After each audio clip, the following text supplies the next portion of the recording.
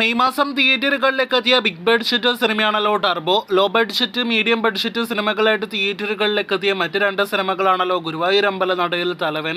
ഈ മൂന്ന് സിനിമകളുടെയും കൃത്യമായ വേൾഡ് വൈഡ് ഗ്രോസ് കളക്ഷൻ അങ്ങനെ കുറച്ചധികം ദിവസങ്ങൾക്ക് ശേഷം അപ്ഡേറ്റ് ആക്കപ്പെട്ടിരിക്കുകയാണ്. 47,60,00,000-ലധികം കേരള ഗ്രോസ് കളക്ഷൻ പിന്നിട്ട പൃഥ്വിരാജിന്റെ ഗുരുവായൂർ അമ്പലനടയിൽ എന്ന സിനിമയുടെ world wide gross collection update ആക്കപ്പെടുമ്പോൾ പ്രതീക്ഷിച്ചതുപോലെ 89,90,00,000 റേഞ്ചിലാണ് സിനിമയുടെ കളക്ഷൻ. 89,70,00,000 ഇതുവരെയുള്ള സിനിമയുടെ വേൾഡ് വൈഡ് ഗ്രോസ് കളക്ഷൻ. 90 കോടിയിലേക്ക് എത്തപ്പെടാൻ നിലവിൽ ഒരു 50-50 സാധ്യതയാണ് നാം കാണുന്നത്. 90 കോടി രൂപയ്ക്ക് മുകളിലേക്ക് എത്തപ്പെടട്ടെ എന്ന നിലവിൽ നമുക്ക് ആശംസിക്കാം. കാരണം മോളിവുഡിൽ ഒരു സിനിമയുടെ വേൾഡ് വൈഡ് ഫൈനൽ കളക്ഷനും 90 കോടി 100 കോടി റേഞ്ചിലില്ല. ഗുരുവായൂർ അമ്പലനടയിൽ ആ നേട്ടത്തിലേക്ക് എത്തപ്പെടുമോ എന്നാണ് നാം ഉറ്റുനോക്കുന്നത്. കാത്തിരിക്കൂ കൃത്യമായ ഫൈനൽ അറിയാനായിട്ട്. തലവൻ എന്ന സിനിമയും ഏറെക്കുറെ ഫൈനലിലേക്ക് അടുത്തുകൊണ്ടിരിക്കുകയാണല്ലോ. സിനിമയുടെ വേൾഡ് വൈഡ് ഗ്രോസ് അങ്ങനെ 24 കോടി രൂപ പിന്നിട്ടിരിക്കുകയാണ് എന്നാണ് ഇപ്പോൾ പ്രേക്ഷകരെ അറിയിക്കാനായിട്ടുള്ളത്. കേരളത്തിൽ മാത്രം 14 കോടിയിലേറെ ഗ്രോസ് കളക്ഷൻ നേടിയെടുത്ത സിനിമയുടെ വേൾഡ് വൈഡ് കളക്ഷനും ഏറെക്കുറെ അവസാന ഘട്ടത്തിലേക്ക് എത്തപ്പെട്ടിരിക്കുകയാണ്.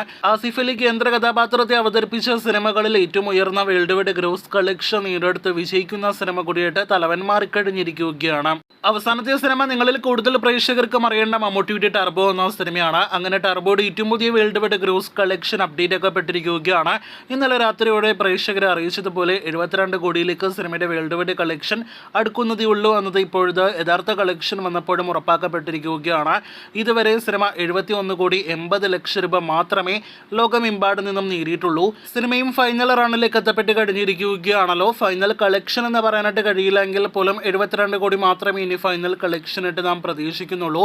എന്തായാലും ആ ഒരു കളക്ഷൻ നോക്കുമ്പോൾ ആദ്യ ഇംപ്രഷനായിട്ട് പറയാനായിട്ടുള്ളത് ആദ്യ ഷോയ്ക്ക് ശേഷം മെഗാസ്റ്റാറിന്റെ മെഗാ ഷോ, മെഗാ പൂണ്ട് വിളയാട്ടം എന്നൊക്കെ അഭിപ്രായങ്ങൾ നേടിയെടുത്ത സിനിമയായിരുന്നു ടർബോ. അവസാനത്തെ 30 മിനിറ്റിന് വേറെ ലെവൽ ആക്ഷൻ സീക്വൻസിന് വളരെ മികച്ച അഭിപ്രായങ്ങളെല്ലാം തന്നെ ലഭ്യമായിട്ടും ഈ സിനിമ ഈ കളക്ഷനിൽ ഒതുങ്ങിപ്പോയല്ലോ എന്നാണ് നിരാശാജനകമായിട്ട് നമുക്ക് പ്രേക്ഷകരെ അറിയിക്കാനായിട്ടുള്ളത്. ഈ വർഷം തന്നെ രണ്ടാം പകുതിയിലാകാണ് എന്ന ആദ്യ ഷോയ്ക്ക് ശേഷം അഭിപ്രായം വന്ന ആവേശം പോലും 100-150 കോടി കടന്ന സിനിമയാണ്.